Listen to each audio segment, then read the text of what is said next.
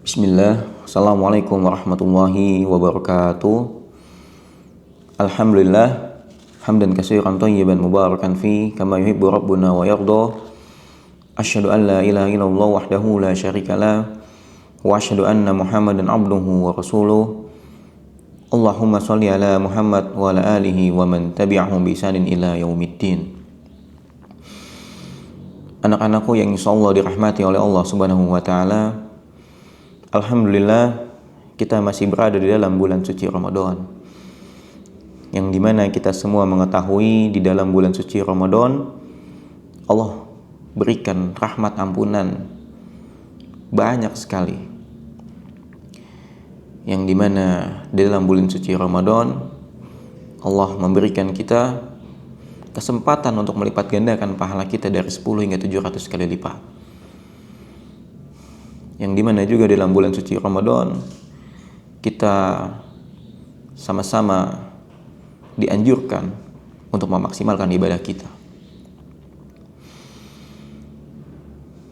Di dalam hidup ini kita pasti pernah merasakan yang namanya sedih, yang namanya rasa kecewa, rasa marah, rasa kesal, apalagi ketika kita menerima kenyataan yang tidak kita inginkan. Dan semua hal yang kita rasakan itu sesuatu yang wajar, sebagaimana kita manusia biasa. Tidak ada di dunia ini manusia yang hidup dari dia lahir hingga wafat, hidupnya lancar saja. Tidak ada. Pasti semuanya merasakan hal sedemikian seperti apa yang kita rasakan. Karena Allah menciptakan manusia itu penuh dengan ujian dan cobaan. Sebagaimana firman Allah Subhanahu wa taala, "Laqad khalaqnal insana fi kabad." Sungguh kami menciptakan manusia dalam keadaan bersusah payah. Ketika kita lahir ke dunia ini, kita merasakan sulitnya untuk menyusu. Ketika kita mulai tumbuh, kita mulai merasakan sulitnya belajar merangkak. Kita merasakan jatuh bangunnya ketika kita belajar berjalan, belajar berlari. Ketika kita sudah dewasa, kita merasakan yang namanya ujian-ujian kehidupan, ujian-ujian sosial. Ketika usia kita masuk ke usia lansia, ujian kita adalah tubuh yang rentah, tubuh yang rapuh.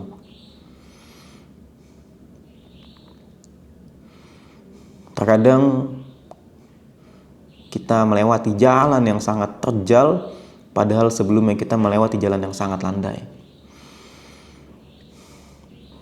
Terkadang kita merasakan sedih yang sangat dalam, padahal sebelumnya kita merasakan bahagia yang sangat lepas.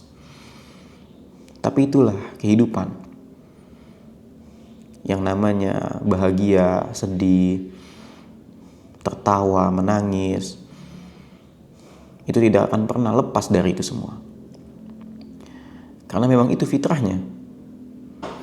Ketika kita menerima takdir yang tidak kita inginkan, ingatlah firman Allah Subhanahu wa taala,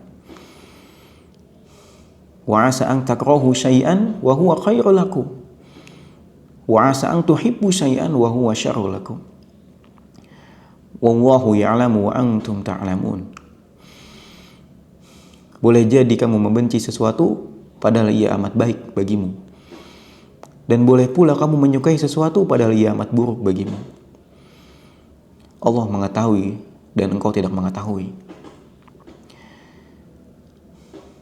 Jadi di dalam hidup ini terkadang apa yang kita inginkan, apa yang kita harapkan, apa yang kita benar-benar minta sama Allah, yang menurut kita baik untuk diri kita, itu belum tentu baik menurut Allah. Terkadang kita memaksa kepada Allah untuk hal itu terjadi, padahal itu sesuatu yang buruk bagi kita. Begitu pula sebaliknya. Terkadang kita membenci sesuatu, kita tidak menyukai sesuatu, padahal yang seperti itu, hal itu itu lebih baik untuk kita menurut Allah. Terkadang kita merasakan yang namanya takdir tidak sesuai dengan apa yang kita inginkan, kita itu langsung membenci kepada Allah. Kita tuh langsung berprasangka buruk kepada Allah. Dan semoga kita dijauhkan dari hal yang seperti itu. Karena yang harus kita pahamin, Allah tidak pernah memberikan sesuatu kepada hambanya, memberikan ujian kepada hambanya, itu sesuatu yang buruk untuk hambanya. Pasti sesuatu itu baik untuk hambanya, untuk menjadi lebih baik. Ketika kita mendapatkan ujian, cobalah untuk belajar yang namanya ikhlas. Cobalah belajar yang namanya berserah diri kepada Allah. Agar kita terhindar dari prasangka-prasangka buruk kepada Allah. Terkadang ketika ujian datang kepada kita, kita itu baru sadarnya kalau hal itu baik untuk kita itu nanti. Bisa minggu depan, bisa bulan depan, bisa tahun depan. Oh, jika hal tersebut tidak terjadi kepada saya di waktu itu, mungkin saya tidak menjadi pribadi yang lebih baik seperti sekarang. Dan itu pasti pernah terjadi kepada semua manusia. Makanya jangan sampai kita berprasangka buruk kepada Allah. Allah itu maha baik, maha mengetahui mana yang terbaik untuk hambanya. Dan teruslah berprasangka baik kepada Allah.